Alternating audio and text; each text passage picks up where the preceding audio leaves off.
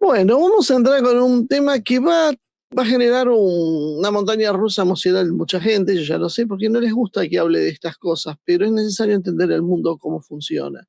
Cuando uno tiene estas matrices claras, este lineamiento general, este cuadro de análisis, después todo empieza como a encajar mejor. Primero le voy a hablar de algo que es un rumor que hay en los medios y después voy a explicar bien qué es, que tiene que ver con la línea Sagrada, si podemos considerar una línea política. Sagrada es una red de medios de un multimillonario ruso, pero eso es secundario, lo importante es lo que expresa. No es una cuestión aislada, es una corriente de opinión que crece en Rusia. Esos medios están hablando de un gran pacto entre Rusia, Estados Unidos y China. El rumor se presenta explícitamente como una información de fuentes internas, ellos no explican quiénes son los que sostienen eso, pero dicen que, bueno, sus insiders, su gente dentro del aparato estatal ruso les confirma eso, que es una tendencia, es algo a lo que se está marcando, aunque no haya una documentación como tal firmada, ¿no? Lo que ellos están planteando básicamente es algunas cosas que le van a resultar familiares, ¿no? Pero digo, para que esto se entienda no como una locura a veces nuestra que la decimos, sino que hay anclaje en lo que estamos diciendo.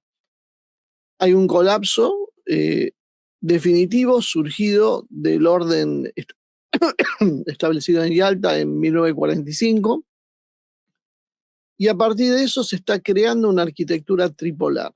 Esta arquitectura tripolar va a sustituir progresivamente a las Naciones Unidas por estructuras alternativas, como estos consejos ad hoc, cuya primer esbozo, podríamos decir, fue lo de Trump en Gaza, ¿no? Más allá de que me parece bastante complicado que esto funcione, porque hay muchos intereses cruzados que quieren que esto no funcione, y por otro lado, porque la propuesta en sí tiene dificultades bastante notorias, como por ejemplo no se explica básicamente qué van a hacer con los palestinos, está todo muy lindo, pero qué hacemos con la gente que vive ahí, entre otras cosas, ¿no? ¿Quién va a mandar en el lugar y demás? Muestra un alineamiento entre Rusia y Estados Unidos. Primer gesto de ese mundo tripolar con sus nuevos consejos que empiezan a tomar decisiones por encima de las organizaciones internacionales que hasta ahora habían regido el mundo. Eh, También se habla de una resolución del conflicto ucraniano, pero dentro de los términos que establece Moscú. Esto significa el Donbass es para Rusia, vamos a ver si Rusia no se queda además con la salida al Mar Negro y qué otras cuestiones más va a pedir Rusia a cambio de eso, pero los términos los fijaría Rusia y Trump estaría de acuerdo con esta circunstancia. Y los europeos, bueno, los europeos a nadie le importa lo que dicen los europeos. Eso sería un poco el planteo. El esquema de reparto entonces quedaría bastante claro. Rusia dominaría el espacio postsoviético, es decir, los países aquellos que fueron parte integral de la Unión Soviética quedarían dentro de la zona de influencia rusa. Después, es secundario el formato legal que tengan, sí que van a responder a los intereses rusos. China se quedaría con las manos libres para actuar en el Indo-Pacífico, negociará con la India, por el tamaño de la India, por supuesto, pero sobre todo el sudeste asiático, Asia Oriental y alguna parte de Asia Central van a quedar sobre influencia china. Estados Unidos se haría cargo del control del hemisferio occidental, bueno, es lo que vimos con Venezuela, es lo que estamos viendo con Alaska. Y Europa quedaría mirando, como hay un viejo tango que decía la niñata contra el vidrio, bueno, así quedaría Europa apoyándose contra el vidrio y mirando hacia adentro, porque no está invitada a esta decisión. El Consejo de Paz, entonces decíamos que aparece como el primer prototipo institucional del nuevo modelo, aunque el propio del relato ruso habla de tensiones, ¿no? Uno tiene que ver con cuál va a ser la posición de Rusia ante lo que es la isla mundial, ¿no? En términos geopolíticos, lo que es Eurasia. cómo aceptaría sin conflictos que esa Eurasia va a quedar en manos rusas básicamente y algo chinas. Advierte también que Europa probablemente va a intentar con todos sus recursos sabotear este pacto, aún a riesgo de una escalada nuclear. Y esto es lo que estamos viendo de la Europa que se arma, la Europa que no quiere que se pacifique Ucrania y a como dé lugar busca que simplemente explote la situación antes de que se pueda resolver pacíficamente. La Europa que de alguna manera se esconde detrás de los discursos de Davos, de los discursos de Davos que, como Carney, el primer ministro canadiense, salen furiosamente a atacar este tipo de cambios. Y ahora hablan como si fueran paracaidistas, ¿no? Porque hablan de los pueblos que sean representados, tenidos en cuenta, de mayores divisiones y justicia social y soberanía política de las naciones. Y sin embargo, uno recuerda lo que ellos estaban haciendo hasta hace un año atrás y no parecía que tenía mucho que ver con esto.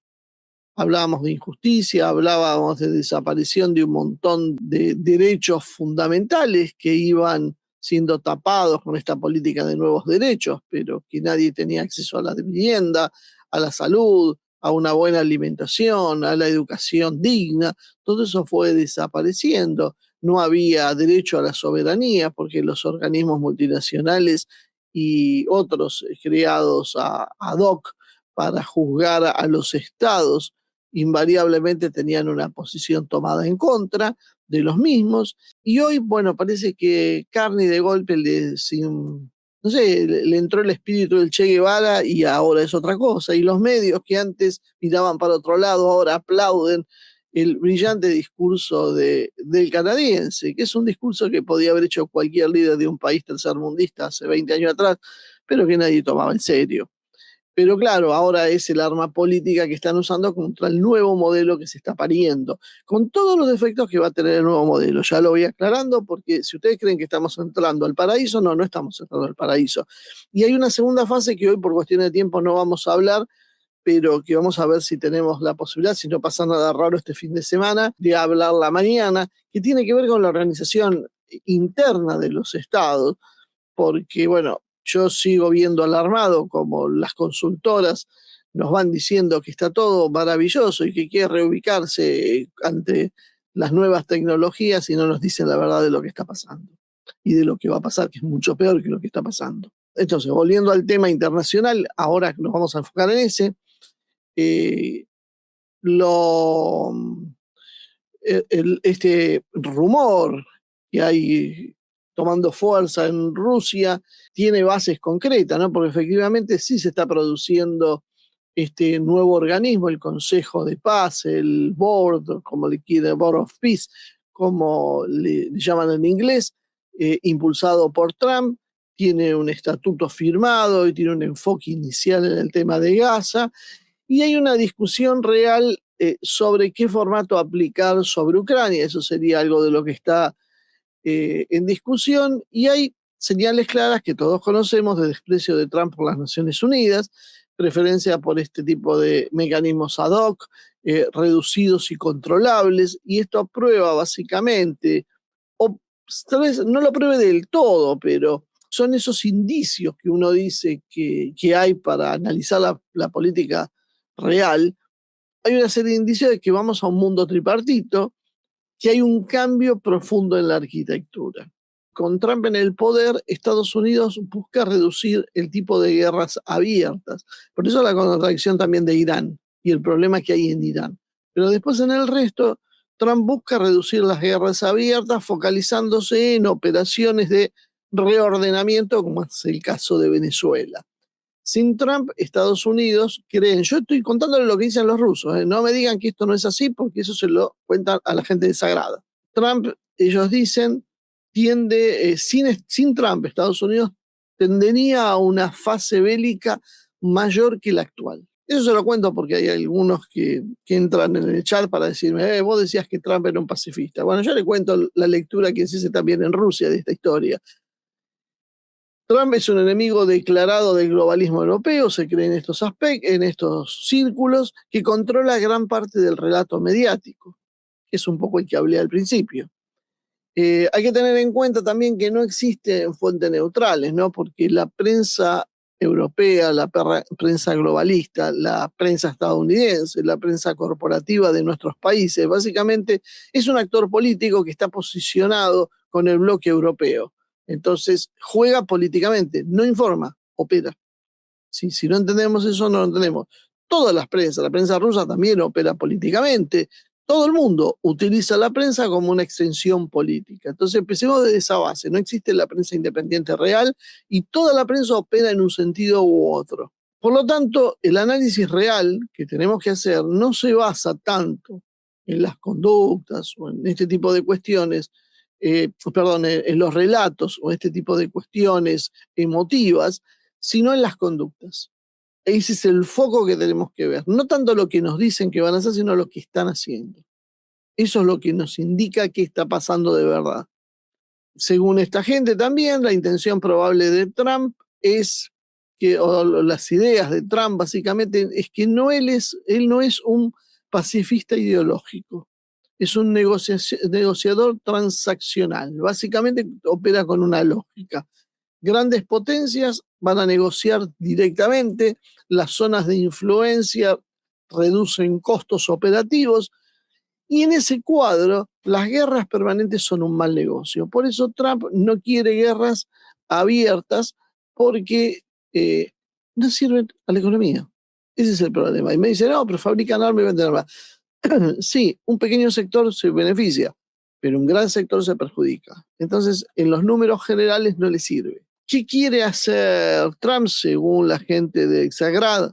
Probablemente busca sustituir el universalismo globalista por un concierto de potencias, debilitar el rol de Europa, no como intermediario moral o político, moral o político, priorizar el control efectivo del hemisferio occidental. No busca valores en sí, lo que busca es control, rentabilidad y estabilidad relativa. El punto crítico en esta discusión, como decíamos antes, es la isla mundial, lo que es Eurasia, porque la duda es qué se va a exigir Trump, si va a estar dispuesto a entregar Eurasia sin resistencia a Rusia o a China, o qué es lo que quiere hacer. De momento lo que se cree es que quiere congelar los conflictos de Eurasia y dejar que la situación permanezca como está, que es lo máximo que podría aspirar en este momento.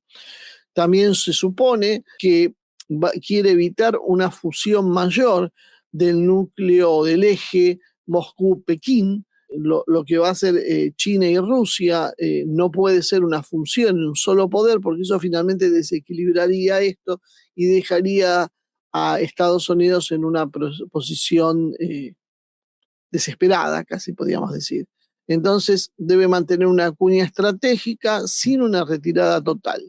Tengamos en cuenta entonces que podemos estar de acuerdo, ¿no? Que puede estar exagerado, pero básicamente que este sector ruso opera como un factor de presión psicológica y narrativa dentro de Rusia. Vamos entonces a ahondar un poco en esta historia para tratar de sopesar la importancia de lo que les estoy diciendo dentro del gobierno de Putin, porque es clave saber cómo piensan en realidad los rusos, cómo piensan los rusos, no como creemos nosotros que piensan los rusos, o cómo cree un estadounidense o un europeo que deben pensar los rusos. No, cómo piensan los rusos de verdad. Esto implica que te puede gustar o no lo que los rusos piensan, pero eso no quita el hecho de que lo piensen y no quita el hecho de que sus políticas se fijan con esas ideas. ¿Qué es sagrado? Bueno, esto creo que sagrado es lo más importante para comprender y para de alguna manera unificar todas las líneas rusas, que son muchas, que tienen puntos en coincidencia. Primer punto, esto no es política oficial del Kremlin, pero tampoco es una política marginal. No son cuatro loquitos que están en un bar ruso elucubrando una revolución mundial. Es un sector muy importante, muy influyente, con terminales en muchos lugares de importancia en Rusia. Su visión la podíamos definir como un nacionalismo soberanista, antiliberal y antioccidental que para los parámetros de Occidente se consideraría radicalizada. Básicamente es la canalización y el termómetro social de la Rusia posterior a los años 90. La Rusia, el descontento contra esa Rusia que genera Yeltsin, que generan los sectores liberales rusos. Bueno, este es el otro sector. Y tienen entonces una capacidad de presión ideológica muy importante sobre el Estado ruso desde esa posición soberanista. Tienen llegada a sectores conservadores, a las capas medias politizadas, a los sectores militares retirados, a los sectores militares yo diría en general, aunque los sectores militares obedecen órdenes, solo los retirados pueden tener opinión política, pero eso no quiere decir que también algo no tengan adentro.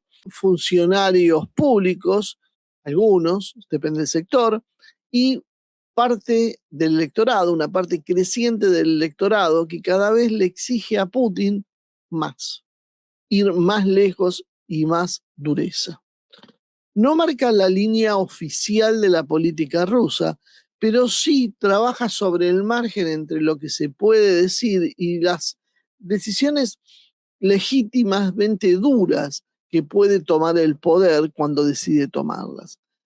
Básicamente, esta es una corriente que nace a la luz de la desilusión, o sea, no es que nace, que se fortalece, porque ya era previa, pero que toma un gran impulso a partir de que se rompe la ilusión de una integración con Occidente. A partir del 2014, con los sucesos de Crimea y Ucrania, que en Occidente nunca se han valorado correctamente, en Rusia encendieron alarmas rápidamente. Y esto fue escalando a medida que la situación con Occidente se fue endureciendo. Las sanciones que llovieron luego sobre Rusia terminaron de confirmar lo que ellos sospechaban. No se pueden integrar a Occidente. Occidente nunca aceptó que Rusia sea alguien igual a ellos. Rusia inclusive hasta intentó entrar en la OTAN en los años 90 y Occidente siempre le puso un freno. Porque lo que ahora están entendiendo, y estos rusos están tratando de generalizar esta idea, es que Occidente nunca quiso a Rusia y que la OTAN no es para seguridad de Europa, es para destrucción de Rusia, que no es lo mismo. Entonces, las instituciones internacionales terminaron siendo un instrumento de control y este es un punto muy, muy importante. Aparece una sensación social en Rusia que dice, nosotros al final ganamos militarmente las guerras, pero siempre las perdemos institucionalmente. Y la verdad, cuando uno mira los resultados de las guerras, en línea general los rusos terminan ganando siempre las guerras, pagan altísimos costos por eso, pero no tienen grandes beneficios como se han tenido otras naciones. Eso es un malestar que es real y no es parte de una propaganda rusa. Existe, es concreto, es palpable. Sagrada entonces, de alguna manera, cumple una función política de conectar todo ese malestar y se transforma en una especie de vocero de lo que el Estado ruso no puede decir. Alguna vez nosotros mencionamos como Medvedev dice las cosas que Rusia o que Putin no puede decir, porque si los dice Putin tiene otra entidad. Si Putin dice vamos a hacer algo, bueno, se supone que eso se va a hacer. Si lo dice Medvedev queda como una intención. Bueno, esta gente funciona como eso. Aquellos rumores o aquellas voces que se quieren que se digan y que lleguen al exterior como un mensaje claro, necesitan un vehículo de canalización que no puede ser el Estado ruso porque eso compromete al Estado ruso. Entonces lo hacen a través de esta gente. Todos los estados funcionan así. Lo mismo sucede con el Estado profundo en Estados Unidos, con Europa, con Bruselas. Una cosa es lo que se dice oficialmente, que siempre en general es mucho más lavado, y otra cosa es lo que se mandan a decir por voceros del sistema, que normalmente están en medios de comunicación o son políticos renombrados. Rusia, según esta visión también, está atrapada en un pacto de rendición firmado en los años 90, algo parecido a lo de Argentina con Malvinas después de la guerra del 82. En ese pacto, Rusia tiene limitada su soberanía, se le obliga a financiar instituciones que le son hostiles, y eso explica por qué no gana plenamente en el nuevo orden mundial que se establece. Básicamente lo que cree la gente de Sagad es que el problema que hay en Rusia no es militar, es institucional y jurídico. Yo agregaría de alguna manera político en algunos aspectos. Si fuera en la Argentina, yo diría directamente que es político, aunque no tenemos la fuerza militar. Pero ven lo que se dan cuenta del problema de la conducción, la falta de conducción a lo que lleva, o la conducción equivocada. La gente en realidad empieza a percibir, la gente rusa, una contradicción. Rusia combate a Occidente, pero a la vez sigue pagando y obedeciendo reglas fijadas por Occidente. Y esto genera a los rusos, bueno, obviamente frustración y sobre todo una sospecha de traición interna. Ustedes lo habrán escuchado a Nikolai Mikhailov muchas veces hablar acá de la quinta columna. La quinta columna es eso, son los traidores rusos. eh, y eso en general está reflejado en las élites económicas y en las élites técnicas que generan que esta corriente tenga cada vez más desconfianza hacia ellos. Están de acuerdo básicamente en que los responsables de esta situación en Rusia han sido Boris Yeltsin, Igor Gaidar y Anatoly Chubais, los arquitectos del sometimiento voluntario de Rusia a Occidente, quienes introdujeron el liberalismo ajeno a Rusia, ajeno a la cultura rusa histórica, nunca hubo liberalismo en Rusia, y los arquitectos, o por lo menos nunca liberalismo de esta manera. Y arquitectos de la dependencia institucional. Fíjense después los parecidos con nuestras naciones latinoamericanas.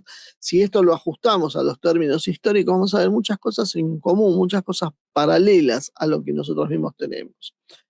Ellos ven como un avance correcto la Constitución del 2020 rusa, donde se valora sobre todo un hito soberano, que es haber declarado la Constitución rusa por encima de los acuerdos y tratados internacionales.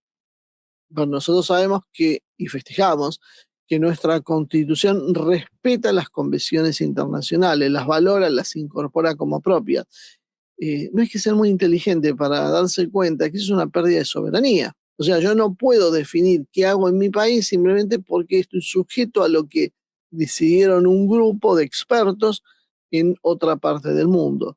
Y esto a nosotros nos parece un avance de los derechos humanos. Eso me parece una cosa muy, muy peligrosa, porque nos ata a un proceso internacional que no controlamos. Bueno, esto es algo de lo que le pasa a Rusia también. Y por eso plantean que definitivamente no alcanza con cambiar pedacitos de la Constitución, sino básicamente hay que romper con los vínculos heredados que hay. Y dan algunos ejemplos. De hecho, hay notas donde claramente dan todos esos ejemplos que yo los resumí, pero son mucho más detallados, con cifras, que ellos no entienden, como por ejemplo Rusia es fundadora, porque aparte dice que Rusia integra 28 organizaciones internacionales y básicamente ha sido fundadora de la mayoría. Eh, es potencia victoriosa, o sea, gana la guerra y funda las Naciones Unidas, y hoy se encuentra con unas Naciones Unidas como una institución hostil a los intereses rusos. Y si uno lo ve en líneas generales, tienen razón. Las Naciones Unidas suelen actuar en contra de los intereses rusos, en el mejor de los casos ignorarlos. Difícilmente todos sabemos que fue históricamente a favor de los intereses de Estados Unidos o del Reino Unido, de las potencias europeas. Lo más que tenían los rusos era el derecho de veto. Y ellos dicen que pagan mucho dinero para recibir a cambio presión, condenas políticas, bloqueos, y ya están un poco cansados los rusos de eso. Hablan de que ellos pagan 200 y pico de millones de dólares en general en organismos internacionales, que, claro, obviamente esto, van a decir, bueno, es un tema menor con respecto al resto, pero es un simbolismo, pago para que me maltraten. Entonces, la ONU es vista como algo hostil. Si vamos puntualmente a sus agencias, la principal señalada es la Organización Mundial de la Salud, porque la consideran un instrumento de globalismo promotora de agendas contrarias a los valores tradicionales rusos. Cosa que nosotros, por ejemplo, acá yo lo vengo explicando desde hace más de una década. Y a todo el mundo dice, no, no perdamos el tiempo con pavada. Bueno, muchachos, si no lo quieren entender, no lo entiendan. Pero para los rusos lo más importante que hay es esta situación. No quieren seguir financiando una organización que, entre otras cosas, es contraria a los valores rusos. Usted me va a decir, pero ¿qué tiene que ver la Organización Mundial de la Salud con los valores? La Organización Mundial de la Salud promueve el aborto, promueve la caída demográfica, promueve eh, conductas sexuales reñidas con los valores tradicionales y religiosos rusos.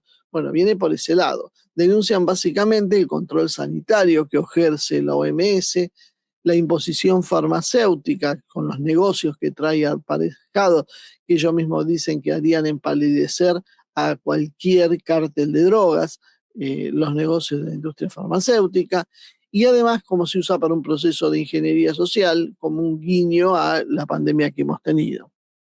Y además dicen, Estados Unidos se fue sin pagar. ¿Por qué Rusia sigue pagando si está en esta situación? Acuérdense el problema de las vacunas. Fueron incapaces de imponer que las vacunas rusas sean consideradas como vacunas válidas como las estadounidenses o europeas. Bueno, entonces es claro que esto no es imaginación de los rusos, esto está pasando. Contra otra organización que cargan es contra la Organización de la Seguridad de Cooperación Europea, la OCE, que ellos dicen que pasó de ser una herramienta de distensión que se suponía que iba a garantizar la seguridad de Europa a un aparato de vigilancia colonial. La acusan de espionaje encubierto y de legitimar el régimen ucraniano que lo ven como un régimen nazi. Rusia entonces permanece dentro de esta organización y no se entiende demasiado bien por qué no se va, y aparentemente la única respuesta es para no dejarle el camino libre a los demás, lo cual consideran bastante insuficiente. Después, en el cuarto lugar, hay una organización vieja conocida de los argentinos, que es el símbolo del saqueo de los años 90 en Rusia, que es el FMI, el Fondo Monetario Internacional.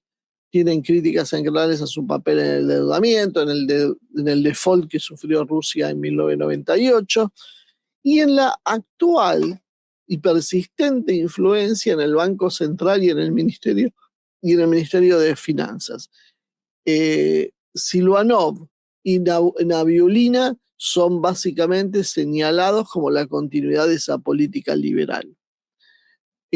También hablan del Consejo de Europa, que es un caso emblemático. Esto es más controversial, pero ellos denuncian la moratoria en la pena de muerte de acuerdo a una imposición ideológica ajena y que ellos consideran como puede ser que pederastas o violadores no puedan ser condenados a muerte y haya que seguir cargando y vuelven a la sociedad a volver a cometer los mismos crímenes por una imposición europea.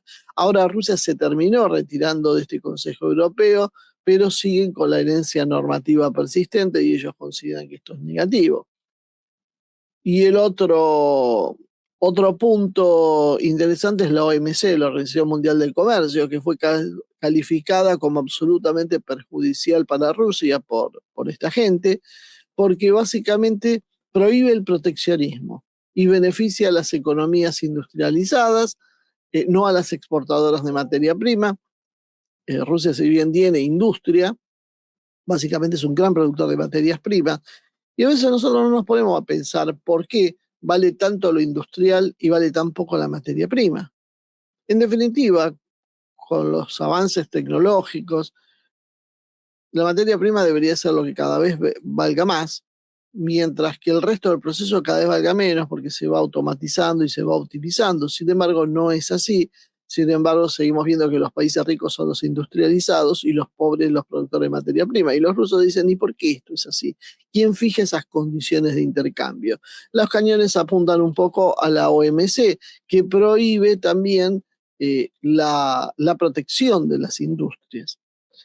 Y ellos consideran que esto sucede por el lobby interno, el lobby liberal interno que existe en Rusia, entre los cuales señalan a Borkovich y a los tecnócratas rusos. Los tecnócratas, palabra muy de moda en los 90, que ahora no la están mencionando, pero siguen siendo los que toman las decisiones. Y por último, grandes problemas tienen con la migración, con la Oficina de Migraciones, que es vista como directamente una herramienta de destrucción social. Se la acusa de promover la migración masiva, la desestabilización interna, para beneficio de las élites empresariales, que bajan costos con mano de obra que traen de otros países y destruyen las condiciones laborales de los obreros locales. En definitiva, creo que de alguna manera condensa todo, que piensan que el enemigo es interno, no es solo externo, que hay una burocracia liberal que sobrevive dentro del aparato administrativo ruso, que integra también los organismos globales, que está alineada con las agendas globalistas y es aún influyente. Por lo tanto, la conclusión es que Rusia avanza, pero tiene mucho esfuerzo que realizar porque arrastra cadenas que la atan a los 90. Los 90 todavía no han terminado de desaparecer de Rusia y ese es el gran reclamo que está habiendo en Rusia. La soberanía militar no basta sin soberanía jurídica, económica o cultural. Y si bien ellos consideran que los mayores responsables ya han muerto, hay otros que siguen vivos y sobre todo activos. Esto de alguna manera genera la sensación de, bueno, esto hay que saltar todo por el aire. Este sector no cree más en reformas graduales. Tampoco cree en la coexistencia institucional con Occidente. Para ellos, para el sector de Segrad, el sistema global no se negocia, se debe abandonar o se debe destruir. No hay otra opción. Entonces esto nos lleva a ver cómo esto encaja entonces con el modelo internacional que se está generando. Hay una relación con el mundo tripartito que tiene que ver con un pensamiento que empuja a la salida de instituciones globales. Claramente esbocé 6, 7 instituciones sobre las cuales quieren salir ya y no seguir financiando, porque además dicen que las están financiando.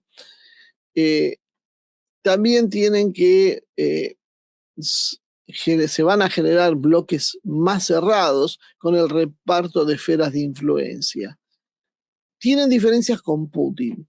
Y acá es donde también vale la pena hacer una pequeña pausa. Putin busca soberanía, pero sin una implosión interna. Es como que busca un aterrizaje suave a un nuevo modelo. En cambio, Sagrad acepta el costo de un conflicto social. Es decir, si tiene que haber una nueva revolución interna, que haya, si esto significa que va a haber muertos, que los haya, porque el cambio no se debería detener. Por eso el Kremlin escucha, pero no se alinea automáticamente con estas ideas. Es decir, que esta corriente entonces tiene la capacidad de incidir, pero no de condicionar. O sea, pueden sugerir y podemos ver tendencias en un sentido, pero sin el condicionamiento.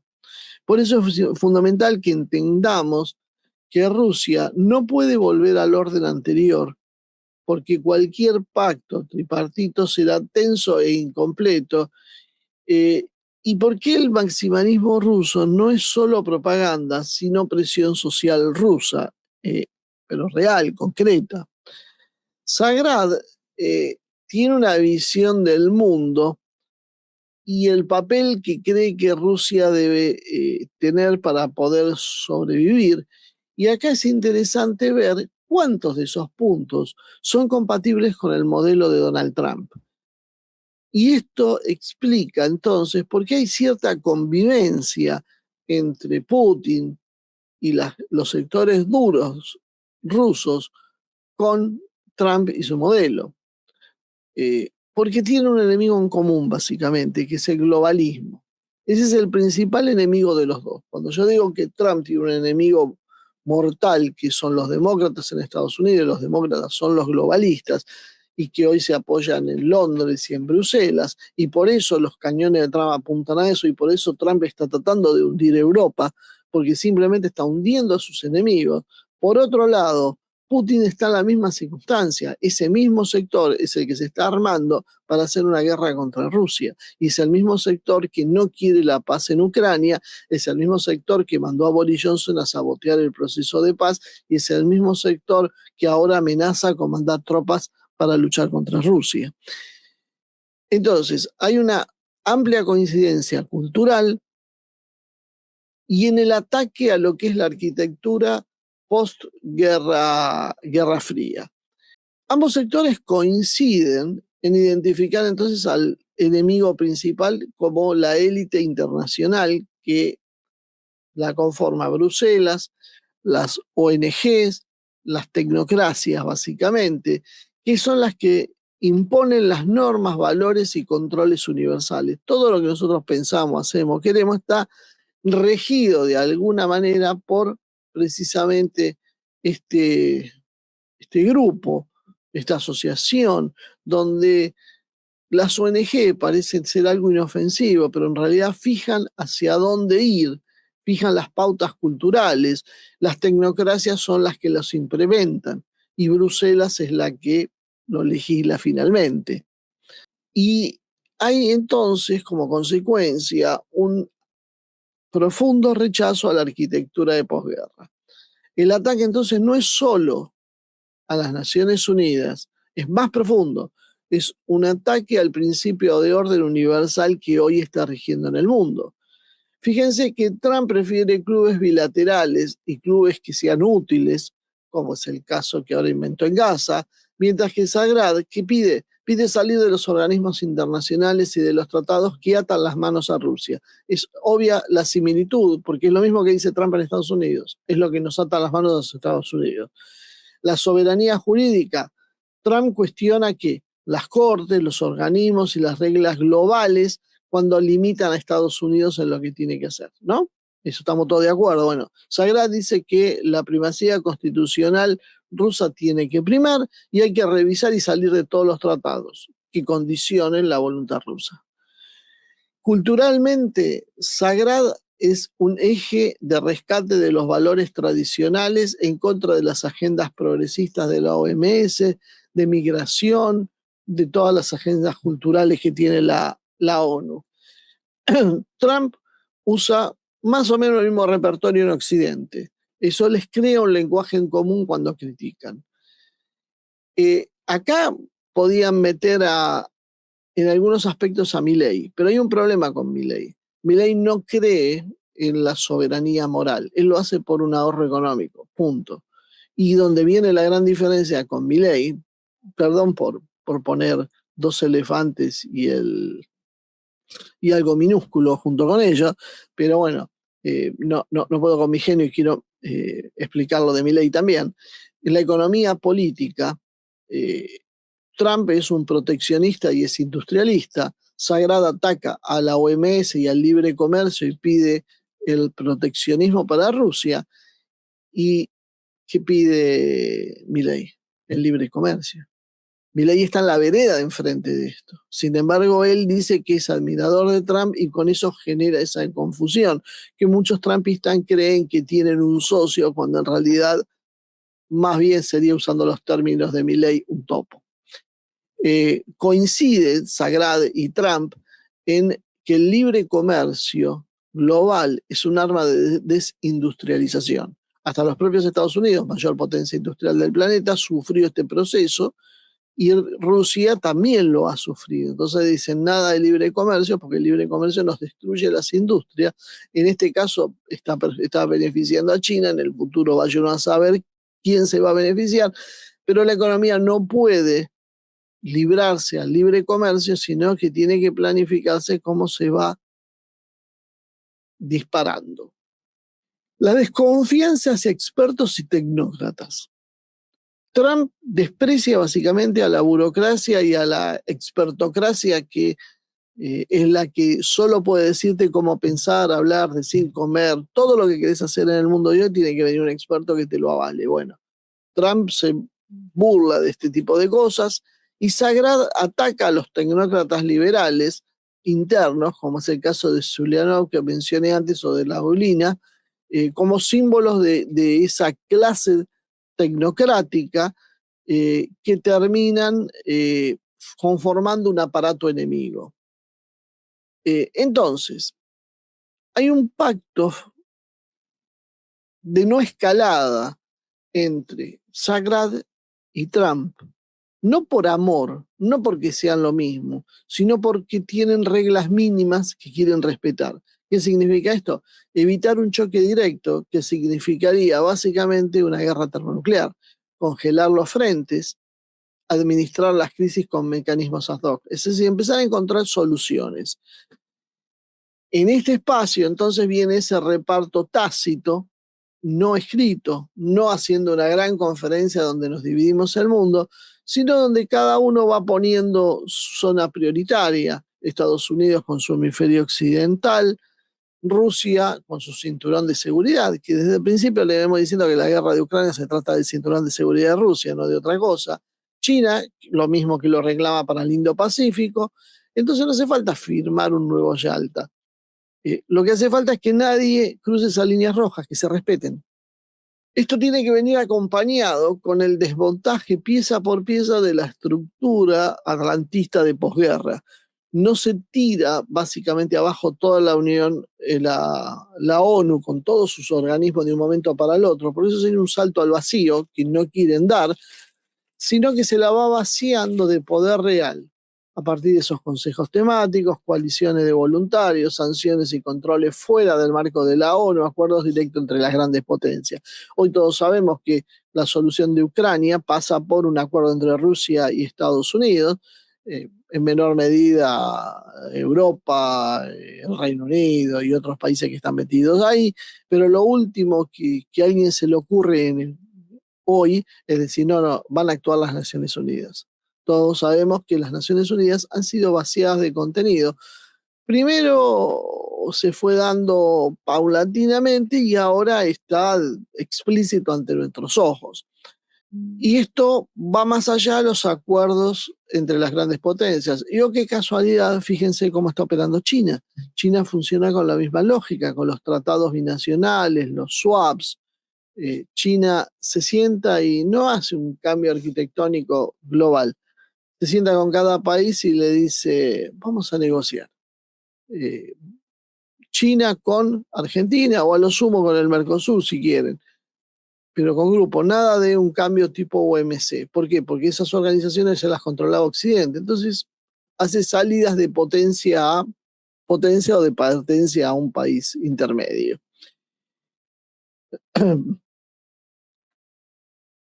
Por supuesto, entonces, esto es una parte. Hay otra parte que es el problema, como decíamos antes, la cuestión de la isla mundial, de lo que es Eurasia, como una forma de disputa que Estados Unidos hay que ver cuánto va a ceder, porque Sagrad quiere todo el control para Rusia y China, o sea, para Rusia y China en la parte oriental.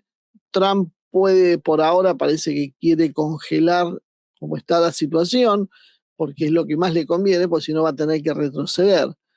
Pero bueno, históricamente ha habido roces por este tema y entonces esto va a ser una convivencia entre tensiones, porque más allá de que en líneas generales coinciden en todo lo que dijimos antes, hay intereses nacionales contrapuestos y eso va a friccionar con lo anterior. Por eso las cosas no es ni blanco ni negro, ni buenos ni magos, ni amigos ni enemigos, son intereses. Si nosotros lo vemos en función de intereses, vamos a ir viendo cómo cada país en cada momento y en cada circunstancia se posiciona de una manera, a veces dentro de un patrón y a veces parece que lo contradice, pero no es que contradice el patrón, no es que China es amiga de Rusia en todo, Rusia es enemiga de Estados Unidos en todo, no, no, no, en algunas cosas sí, en otras no. ¿Por qué? Porque cada uno cuida sus intereses y ese es el mensaje que nosotros no entendemos.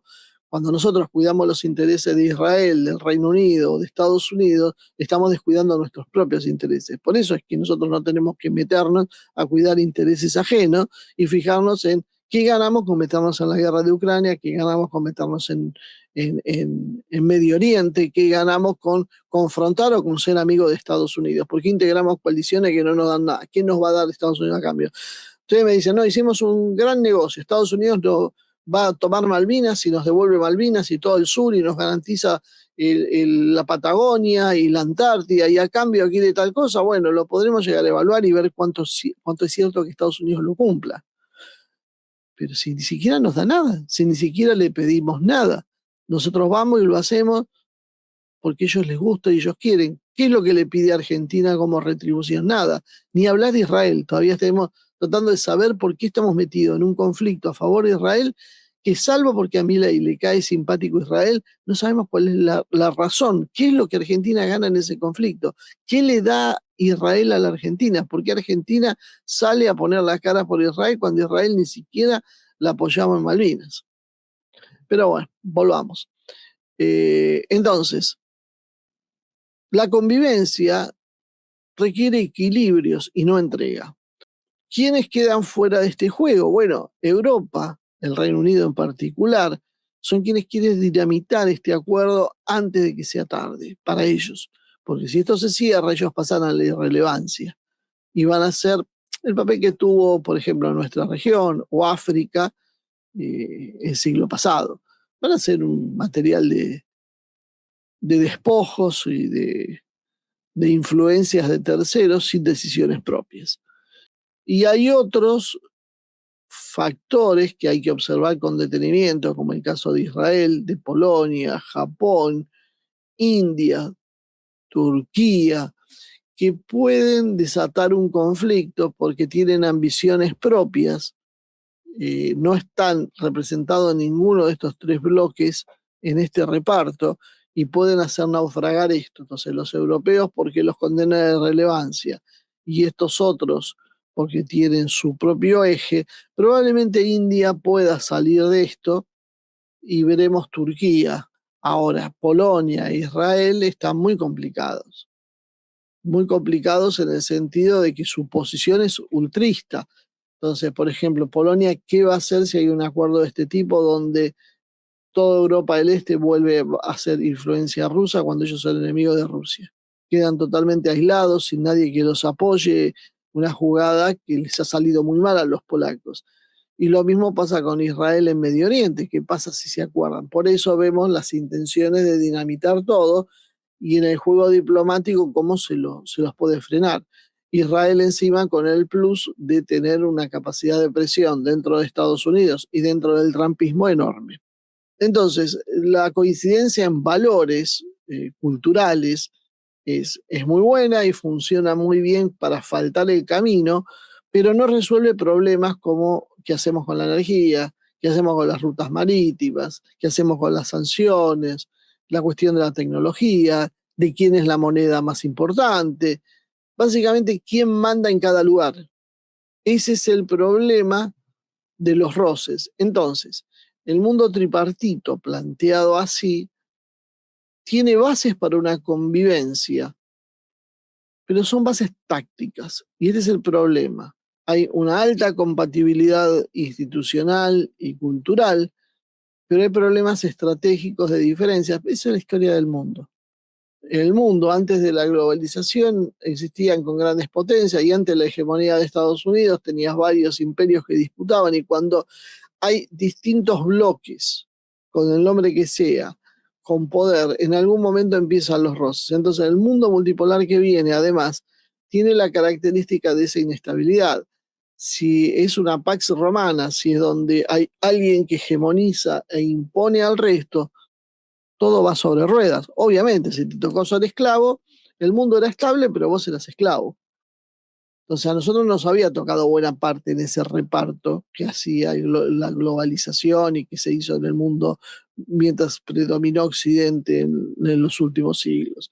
Ahora vamos a un mundo donde va a haber más jugadores y para los jugadores de segunda línea como nosotros, bueno, se abre la posibilidad de ser hábiles para negociar entre los grandes bloques y si fuéramos más inteligentes aún, hacer un bloque importante como sería el iberoamericano para sentarse con esta gente, que ya vemos cómo funciona la lógica. ¿Qué es lo que hay? Es un mundo donde van a destruir Va a haber una convivencia táctica con acuerdos parciales, una paz armada, que esto significa que todo el mundo va a seguir con el cuchillo entre los dientes, mucha guerra de información, vamos a ver, y vamos a ver el cambio cultural también. Marchamos hacia un mundo ahora que va a hablar de soberanismo, de proteccionismo y de valores tradicionales. Y va a desaparecer toda esa corriente, va a empezar a mermar hasta ir desapareciendo eh, de políticas woke y demás que nosotros antes denunciamos tanto y que ahora estamos, fíjense, hablando bastante menos, porque simplemente ya vemos el ocaso de eso. Ahora se lo dejamos a los libertarios que se están haciendo un picnic ante la imbecilidad de los que están enfrente que siguen insistiendo con eso, pero esa partida ya está jugada. Estados Unidos, Rusia y China no la quieren, punto. No hay más. ¿Quién lo quería eso? Soros y un grupo de potencias que hoy están en Europa, que están a punto de desaparecer como actores de influencia. Así que eso marca que ya ni siquiera es discusión, están quedando resabios acá en países como el nuestro, en Brasil, pero eso tiene poca vida. Así que bueno, esto es un poco el panorama, para bien o para mal, para el que le guste bien y el que no, mala suerte, pero esto es lo que hay, esto es lo que se piensa en los sectores duros de Rusia, y están los liberales equilibrando esta historia, pero estos sectores van tomando fuerza a medida que se va perdiendo el control del liberalismo y del globalismo sobre Rusia. Y lo último, y ya con esto termino, este es un problema que tienen todos los países. Esta discusión y el grupo Zagrad interno y el grupo liberal está en todos lados, con distintos nombres, distintos categorías, pero esto es lo que hay, en todos lados. No la hemos construido todavía en la Argentina, donde predominan los liberales, jugándote por izquierda o por derecha, pero siguen siendo globalistas liberales los que predominan. Pero en Estados Unidos la eclosión es esto, y lo que no sabemos para dónde va a andar Estados Unidos, porque está muy disputada, ahora están ganando los soberanistas, pero no sé cuánto tiempo, porque la situación depende de muchos factores y es bastante endeble. En Rusia vienen al revés, imponiéndose los conservadores, probablemente van a seguir aumentando ese control, pero todavía tienen que despojarse de los liberales. En China pasa lo mismo, pero la élite liberal no tiene ningún peso político, así que en China está mucho más consolidada la situación. Países como Irán, ¿cuál es uno de los problemas que tienen? Precisamente los traidores que andan dando vueltas tratando de hacer una revolución de color, que son los liberales. Fíjense que el esquema básicamente es eso. Por eso el liberalismo es difícil de erradicar, no porque tenga países muy poderosos detrás, los están perdiendo prácticamente todos, sino porque en todos lados están infiltrados. Entonces, como que ahora hace que sea una segunda parte, que es una depuración interna en cada sociedad de estos elementos, que se camufla muy bien. No siempre son tan fáciles de identificar y manejan resortes que los hacen trascendentes, podríamos decir, muy difíciles de eliminar.